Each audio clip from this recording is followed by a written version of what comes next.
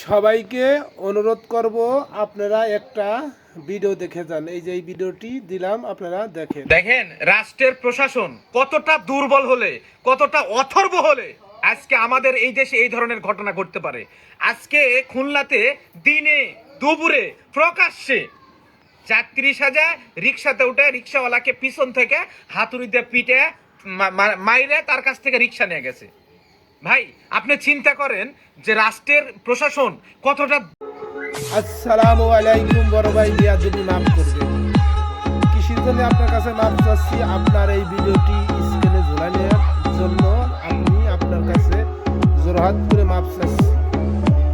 আপনার কিছু কথা আমার কাছে ভালো লাগছে, আর আপনার কিছু কথার জন্য আমি এই ভিডিওটি আপনার সামনে শেয়ার করার জন্য এই ভিডিওটি করলাম। তাই শুধু কি রাষ্ট্রের দায়িত্ব? রাস্তাঘাটে গ্রামগঞ্জে যেখানেই অন্যায় হয় ভাই, আমাদের প্রশাসনের যারা আমরা প্রশাসনের দোষারোপ করি ভাই, প্রত্যেকটা লোকের কাছে কি প্রশাসন দাঁড়িয়ে থাকে? সব জায়গায় কি প্রশাসন থাকে ভাই? সেজন্যই আপনাকে আমি এই ভিডিওটি করার বাধ্যমূলক কলাম কৃষির জন্য, যে খালি রাষ্ট্র ও প্রশাসনের দোষ দিয়ে লাভ নাই ভাই। যে জায়গায় অন্যায় দেখা যাবে, যে জায়গায় অনিয়ম হবে, যে জায়গায় অন্যায় হবে, সেই জায়গায় আমার আপনার মতন আমরা যারা নাগরিক আছি, যেই অন্যায়কারী হোক তাকে প্রতিরোধ করতে হবে, ওই সময় মোকাবেলা করতে হবে। সেই মোকাবেলা করার আজ থেকে ওয়াদাবদ্ধ করেন, যে জায়গায় অন্যায় হবে সেই জায়গায় আমরা প্রতিরোধ করে তুলব।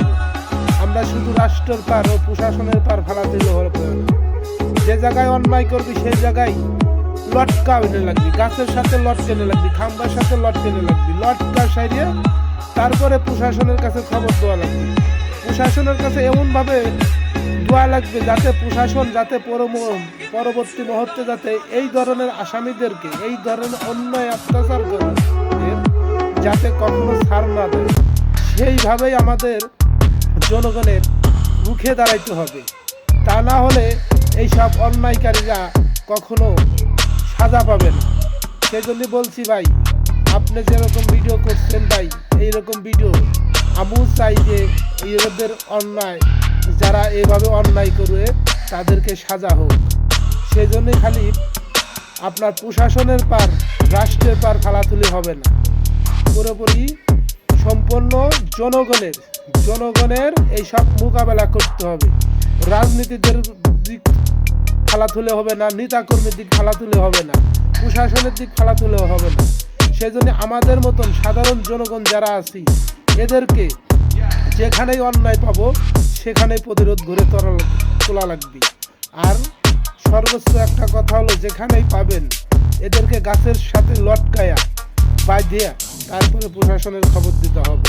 আর প্রশাসনের ওই যে বারবার করে একটা কথাই বলছি, যে প্রশাসনের কাছে এমনভাবে দেওয়া লাগবে যাতে ওই প্রশাসন এই আসামিদের ধরে নিয়ে যাতে সাজা দিতে পারে, এরা যাতে আর পর মুহূর্তে যাতে এই ধরনের অন্যায় আর না করতে পারে। আশা করি আপনি বুঝতে পারছেন। বেয়াদবি হলে মাফ করে দিবেন, এই কামনাই করি।